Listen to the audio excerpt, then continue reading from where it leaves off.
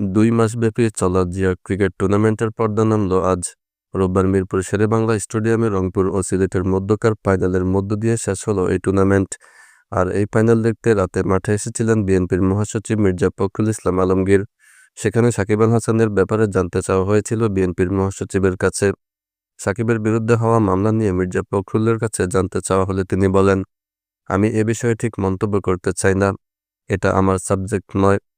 কোনো খেলোয়াড় অবসর না নেওয়া পর্যন্ত রাজনীতির সঙ্গে যুক্ত হওয়া উচিত না বলে মন্তব্য করেন ফখরুল। এতে খেলা এবং রাজনীতির মধ্যে একটা দ্বন্দ্ব তৈরি হতে পারে, তবে ক্যারিয়ারের শেষে যে কেউ চাইলে রাজনীতি করতে পারে বলে মনে করেন ফখরুল।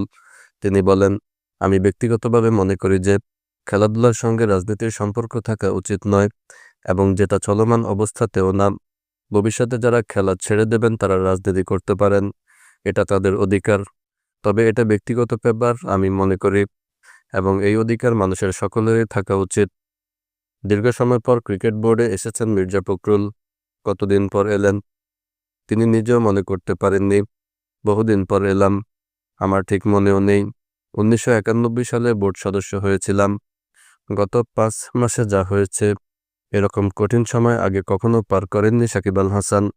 গত বছরের 5 আগস্ট বৈষম্য বিরোধী ছাত্র আন্দোলনে আওয়ামী লীগ সরকারের পতন হলে তার সংসদ সদস্যের এমপি পদ বাতিল হয়ে যায়।